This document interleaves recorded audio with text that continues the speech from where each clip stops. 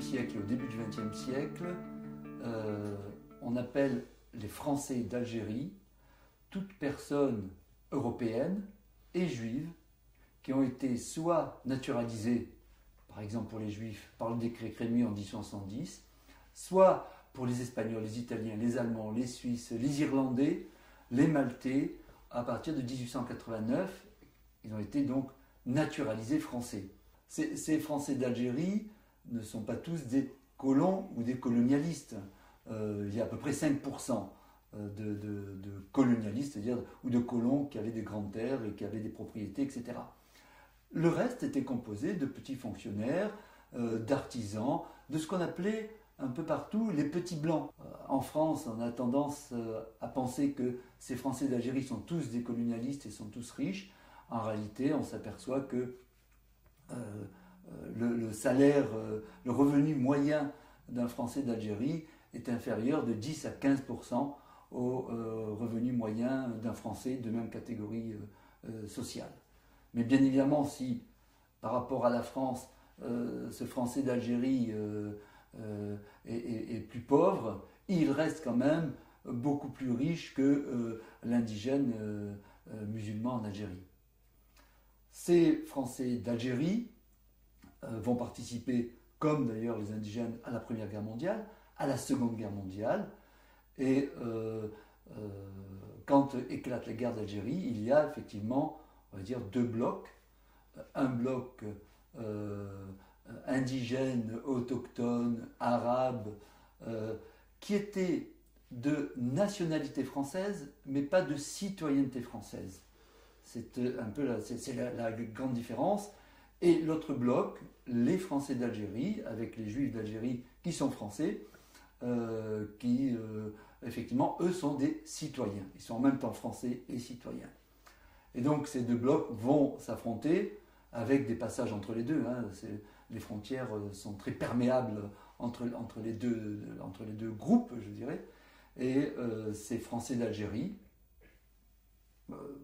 pris dans leur ensemble, en 1962, vont s'apercevoir, en arrivant en France, qu'ils sont passés du statut français d'Algérie au statut de pied noir, c'est-à-dire pied noir, français de là-bas.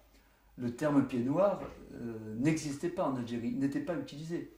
Il n'a été utilisé qu'à partir de 1962, avec l'arrivée des Français d'Algérie, qu'on appelait après les pieds noirs.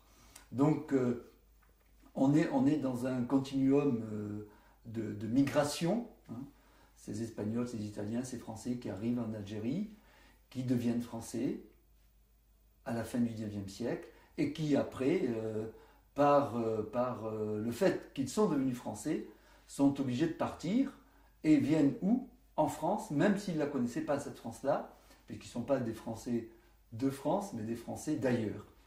Et ces Français d'ailleurs vont devenir ces pieds noirs qu'ils ne pensaient pas être quand ils sont partis d'Algérie.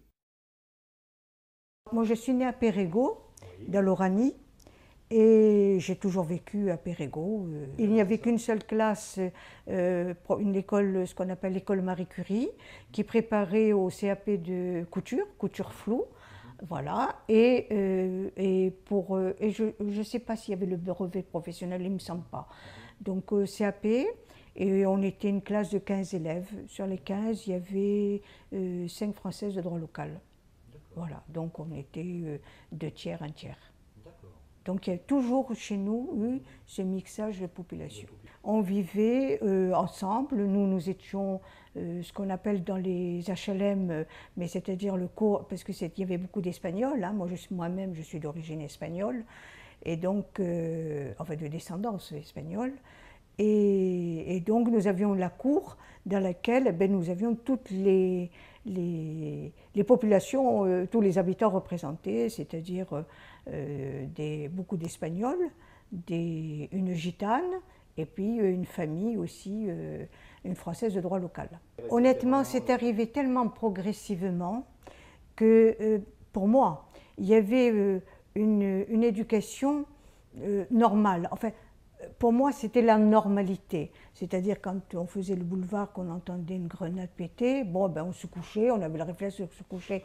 Mais ce n'était pas pour cela qu'on n'allait pas au cinéma ou qu'on n'allait pas au boulevard, faire le boulevard. Et puis, moi, ce qui m'avait choqué, c'était surtout qu'on tuait des pauvres gens.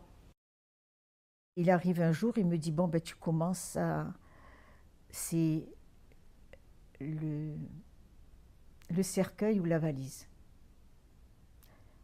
Alors, tu prépares des valises. Alors, on remplit la voiture de ce qu'on pouvait.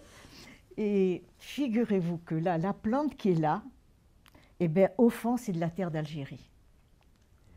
Alors là, ça a été presque un fou rire, parce que mon mari était en train de caser des couvertures, et tout d'un coup, moi, j'arrive, alors j'avais mis un journal mouillé à la racine, et puis j'arrive avec... Il me dit, t'es sûr que tu ne te moques pas de moi? On plaisante, là. On ne sait pas où on va, on ne sait pas si on ne va pas mourir en route, et toi, tu arrives avec le pot de fleurs.